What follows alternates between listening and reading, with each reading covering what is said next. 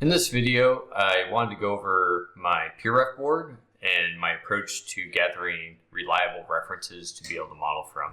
So this is my PureRef for the Smith & Wesson Model 1.5 second issue.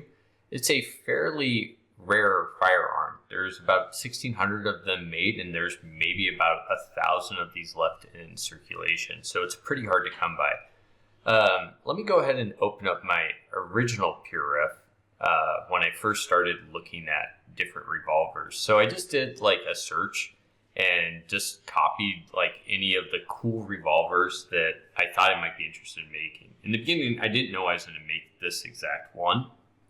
So I started looking around, and mostly on auction sites, and you can see I have a variety of different firearms within kind of this same time period. And so I would copy and paste the images and then links to where I could find more stuff.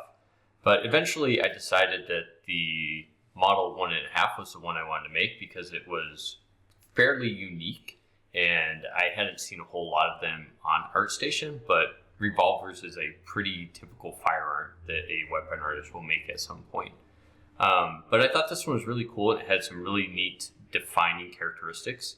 It had a rounded barrel, the bird-shaped grip where it only holds 2 fingers, and then the finish was either a blue steel or a nickel-plated finish. So again, this is a pocket pistol, and it came in 2 variations. There was a little bit longer one, and then a kind of a stub-nosed or short-nosed one.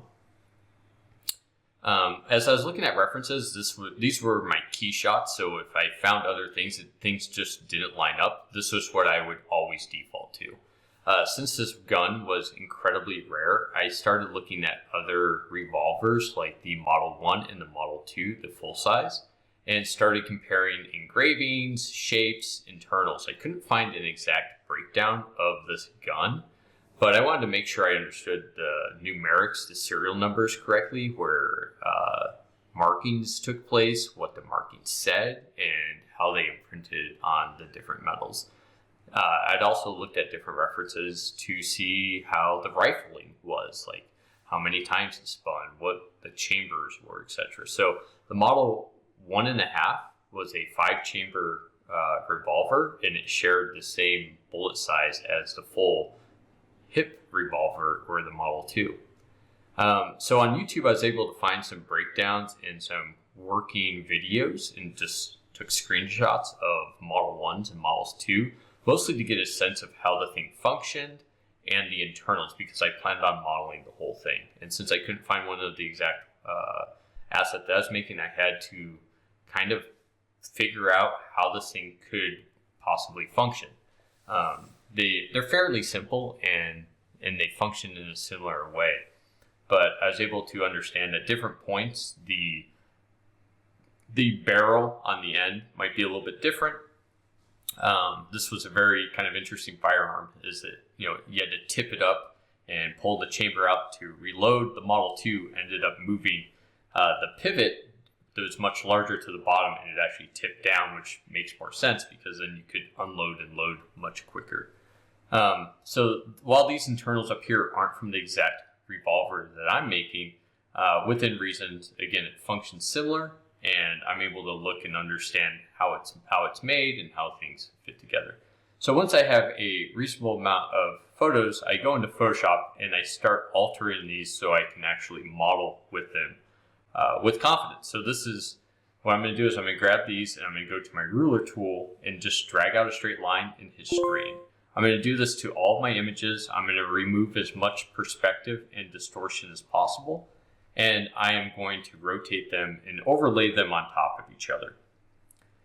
Something that's quite helpful is to line these up is to bring out guides in, just by dragging out from the side, and lining up like key landmarks. So I just put a guide at all the key landmarks. Here, I am going to go ahead and flip the left image just so it's facing the same direction. It almost lines up, but not quite. So I'm going to place it so it matches up on the handle and enlarge it just a little bit. Again, if I add some guides to this image, it will be, or landing marks, it will make it quite a bit easier. So here I'll line up, the tip, the gap in between the barrel and the chamber, also at the end, usually also the trigger and then the handle, just wherever you feel like you need them to be able to adjust the images to line up. Turn down the opacity, scale it, I can stretch it. I just want them to line up as closely as possible. I do this with every image in Photoshop in a singular document, so I know that the aspect ratio is exactly the same. When I'm done with all of the images, I will save them out individually, so that way when I go into my software, I can drag them all in and they're going to come in at the same size, and I can scale them all up at once, and they already match up. The only thing I need to do is rotate in my software, the top or the bottom images or front image, but they're all going to line up exactly.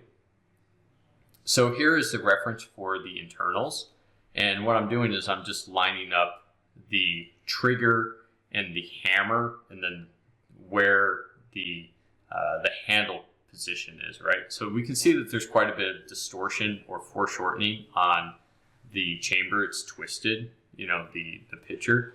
But what I'm mostly concerned about is that hammer is, behind the plate is kind of in the right spot.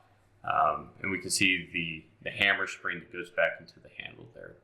I have another image that I'll show you guys where I actually have I think I got from YouTube, of a full breakaway. Another thing that's really important is the barrel. The barrel is a circle. I do the same thing. I straighten it and I'm going to scale it in. This will give me a good idea of just the tapering of that side at the top, which is a really kind of interesting, unique shape. But a fun thing is with your reference, if you use a cylinder or anything cylindrical, even if it's distorted, you know that it's still round, so it makes it easy to kind of get rid of distortion. It doesn't matter the position, it's still the same diameter, right? Okay, so here, let's take a look at all the images I used to create this asset. So you can see this one's already put together. So I'm just showing you, you can see that these line up very, very well from the left and right side, the internals, a different grip so I can better see it. I believe this next image is the one that I ended up using to model the top. And it's actually 3 images stitched together.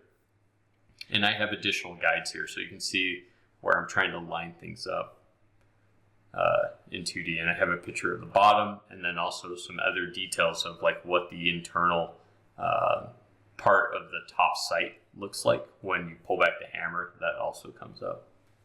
And so with all of my images prepared, what I do is I save them out again individually, so that way I can bring them all in at one time. And in here, I'm going to bring them into plasticity. So let's just jump in there to plasticity, and I'll just show you what my images look like. You can see they're all in one spot, and I'm modeling over top. So there's the picture of the internals. But again, it's so important to take the time to get great references, take the time to straighten and organize them. That way, when you get into your software, you can model with confidence